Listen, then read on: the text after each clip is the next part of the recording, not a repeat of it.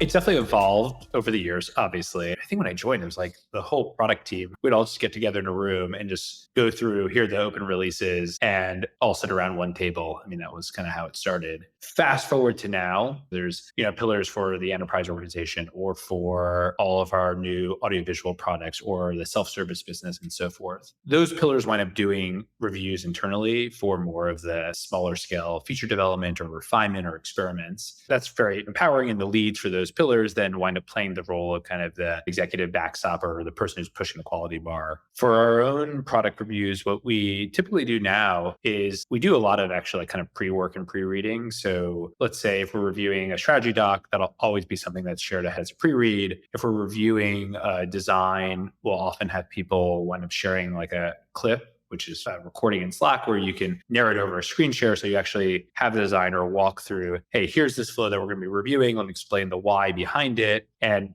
honestly, as someone who's going to be in the review, it's an amazing experience where you just play a couple of these, you lean back, you have your coffee, watch it in your time when it's convenient for you. And then everyone comes in to the meeting with all of the feedback, all of the questions already there. So you're not wasting that time in the meeting with a one-to-many presentations. And then if it's a prototype, ideally, people share a link to the demo build and you can actually play with it yourself. And that's the same kind of experience. And then the product reviews, again, going back to vibe, I really prefer for reviews not to feel like this is like the team versus the execs. And the ideal that happens is that you get just like carte blanche approval for everything. And it's all about checkboxes and rubber stamps and everything else. And it winds up being a very like kind of contentious kind of vibe. To me, it's a group of people who bring different perspectives, who are working together to figure out what is the best path to take to delight our customers. And so I don't know if we always succeed at this, but I think as much as possible, we try to have these reviews feel more like co-working sessions where it's the leads from the team, it's the leads from our product development organization. We're jamming together. Obviously, sometimes there are key decisions that we have to make. Sometimes those are things that we have to make when people don't all agree, and we'll make sure we cover those before the meeting ends. But more than anything, it's usually this very collaborative working session where we try to give guidance, fodder, and feedback to the team and make sure that any critical one-way door decision is unblocked. And then we do all the follow-ups in Slack after that and rinse and repeat.